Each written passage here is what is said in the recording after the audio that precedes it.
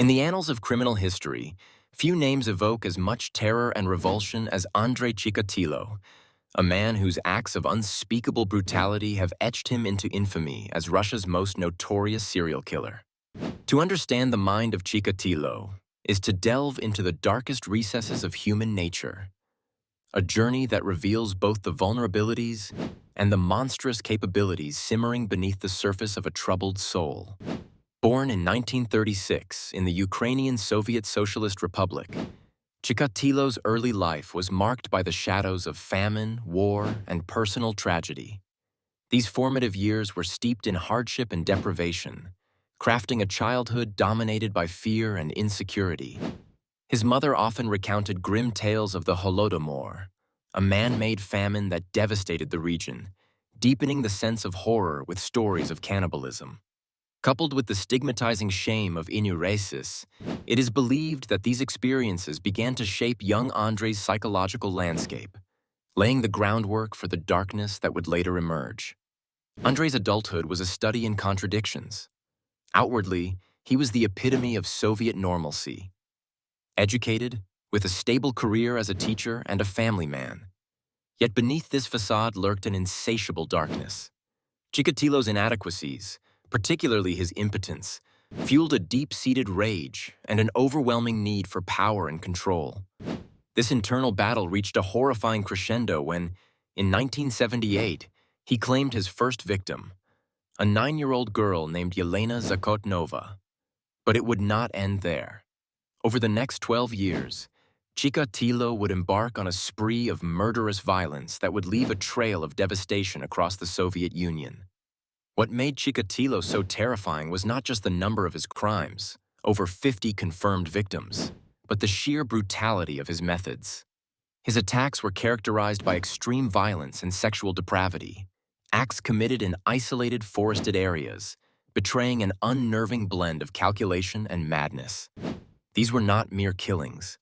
They were frenzied explosions of a deeply disturbed mind, driven by fantasies that blurred the line between pleasure and pain, life and death. Psychologically, experts have wrestled with diagnosing Chikatilo's evident pathologies. He was commonly labeled a sexual sadist, driven by the thrills of domination and suffering. Each murder was a reenactment of his inner demons, a macabre ritual that provided him with temporary relief from his psychological torment. His victims, often the most vulnerable, children, runaways, and the destitute, served as unwilling participants in his grim theater of violence. The Soviet Union's opaque criminal justice system of the time further compounded the horror, allowing Chikatilo to evade capture for far too long. In an era rife with bureaucratic inefficiencies and corruption, the investigation into the murders was hampered by systemic failures and a reluctance to admit that such crimes could occur in their society.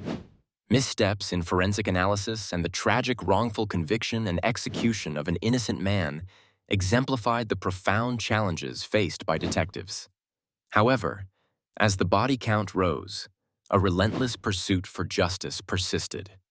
Enter police investigator Viktor Burakov, whose tenacity and innovative methods eventually led to Chikatilo's downfall. Burakov employed behavioral profiling and painstaking analysis that, combined with advances in forensic science, created a net that finally ensnared the elusive killer. Chikatilo was arrested in 1990, and the evidence presented against him was overwhelming. The trial was a media sensation, where his demeanor oscillated between incoherence and chilling calmness, further underscoring the enigma of his mind. In 1994, Andrei Chikatilo was executed by firing squad, closing a horrifying chapter in Russia's history. Yet his legacy remains a subject of study and fear. The story of Chikatilo is a reminder of the thin veneer separating civilization from savagery, a cautionary tale that underscores the importance of understanding and identifying the complex interplay of psychological disorders and societal influences in the making of a killer.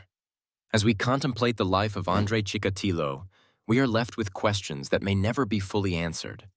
What depths of despair and rage must a man descend into to commit such heinous acts? And, more importantly, how can society prevent the emergence of similar monsters in the future?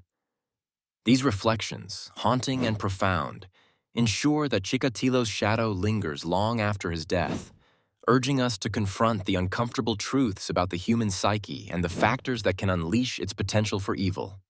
Thank you for joining us today to explore the chilling tale of Alexander Pichushkin. If you found this story intriguing, please like, share, and subscribe for more deep dives into history's darkest chapters. Stay safe, and always be aware of your surroundings.